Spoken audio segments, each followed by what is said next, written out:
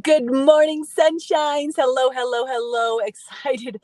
So excited to tell our enemies thank you this morning. You guys ready for this one? We are on our magic practice day number 15, where we're changing our life through gratitude practice. So as you jump on, say good morning, sunshine, no matter where you're watching, just drop that in the comments.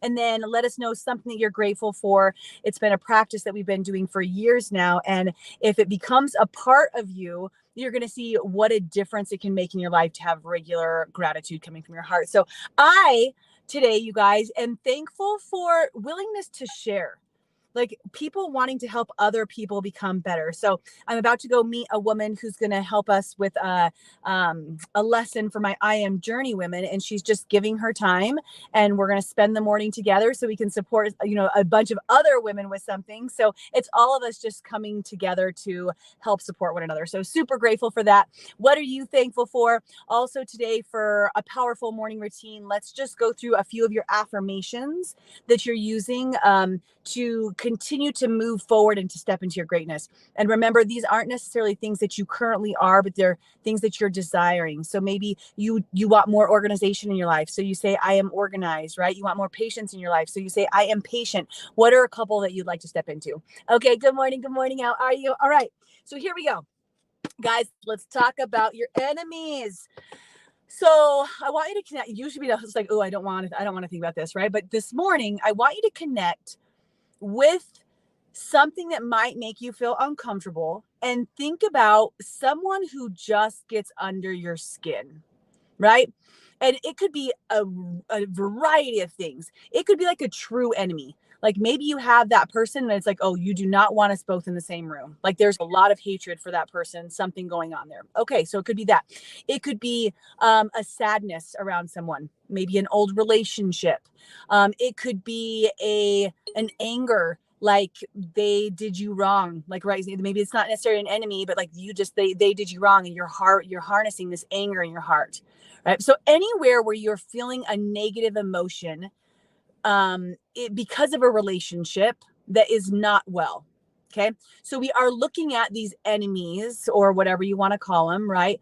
And acknowledging that negative emotion that's wrapped around there. And even if you don't think about the person, okay, so this is me, right? I'm always just like, oh, just shove it somewhere. Like, I don't want to think about that.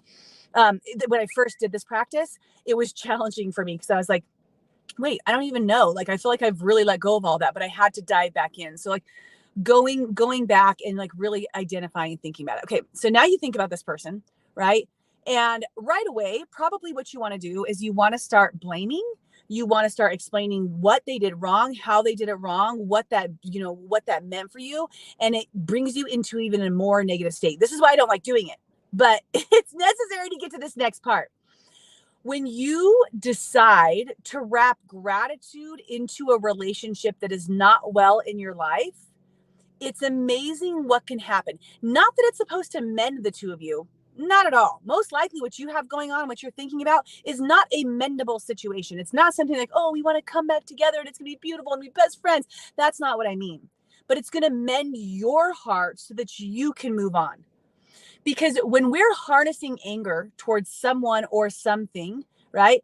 I love the analogy that they use. It's like when you have a hot coal in your hand and you're intending on throwing it at someone. So you reach into the fire, you grab this burning hot coal, and you're like, I'm going to throw it at that person and it's going to burn them. But it's not, you guys. It's searing the shit out of your hand, right? I know.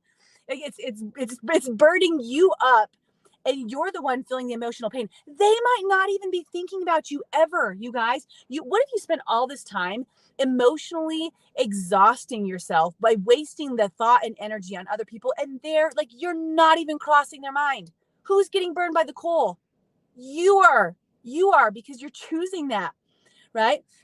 And I know I told you guys to like reach in and think about some of these things, but when you start to mix gratitude into it, what happens is the coal falls from your hand. Like literally, you can let go of that. So what does this look like? Do you want me to actually have gratitude in my heart for this person that I do not enjoy whatsoever? Yes. Yes, I do. Right. And it's not me, it's Rhonda. Blame Rhonda. She's the one that wrote the book. Right. But that's exactly what we want to do. So you want to take this situation and think about anything wrapped around that that created some sort of positivity in your life, right?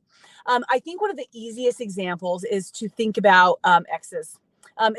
Especially right when you're like, I do not want to have to take the children to see their father because I can't even handle being around that man. Like that sort of situation, right?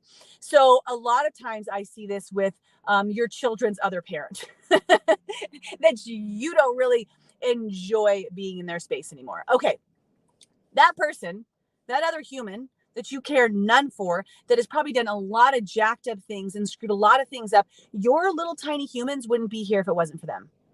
And when you start to think about it that way and you say, thank you, thank you, thank you for these, for this person, because now these small humans are in my life, it makes you see them differently. You will literally receive them differently. Your kid drop off and exchange will start to show up differently. And as that happens, you guys, more and more positivity, more and more positive vibes will start to mix in there where like it's just not even uncomfortable anymore because you're showing up to the situation with a different heart space. Does that make sense?